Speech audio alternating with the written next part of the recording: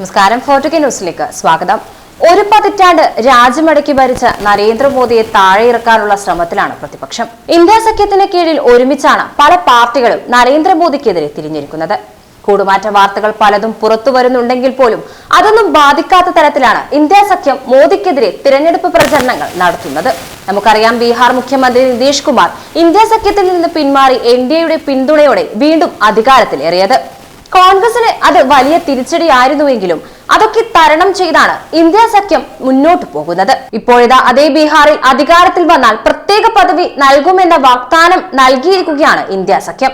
20-ലധികം വാഗ്ദാനങ്ങളാണ് ബീഹാറിലെ രാഷ്ട്രീയ ജനതാദൾ പുറത്തിറക്കിയ പ്രകടന പത്രികയിൽ പറയുന്നത്. പാർട്ടി നേതാവ് തേജസ്വി യാദവും മറ്റു പാർട്ടി നേതാക്കളും ചേർന്നാണ് പരിവർത്തൻ പത്ര എന്ന പേരിൽ പ്രകടന പത്രിക പുറത്തിറക്കിയത്. പ്രകടന പത്രികയിലെ 24 വാഗ്ദാനങ്ങൾ നിറവേറ്റാൻ പാർട്ടി പ്രതിജ്ഞാബദ്ധമാണെന്ന് പ്രകാശന ചടങ്ങിൽ സംസാരിച്ച യാദവ് പറഞ്ഞു. ബീഹാറിലെ നിർണായക വികസന പ്രശ്നങ്ങളിലാണ് പ്രകടന പത്രിക ശ്രദ്ധ കേന്ദ്രീകരിച്ചിരിക്കുന്നത്. 2024-ൽ ഞങ്ങൾ 24 വാഗ്ദാനങ്ങൾ കൊണ്ടുവരുന്നു. ഞങ്ങളത് നിറവേറ്റും.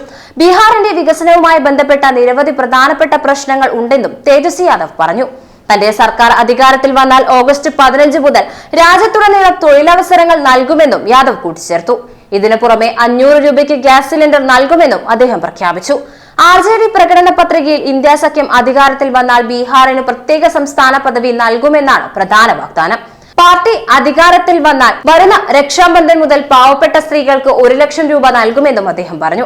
വമ്പൻ വാഗ്ദാനങ്ങളാണ് RJD പ്രകടന പത്രികയിലൂടെ പ്രഖ്യാപിച്ചിരിക്കുന്നത്. ജനങ്ങൾക്ക് അത്യാവശ്യമുള്ള ഗ്യാസ് അടക്കം വില കുറച്ചുകൊണ്ടാണ് പ്രകടന പത്രിക പുറത്തിറക്കിയിരിക്കുന്നത്.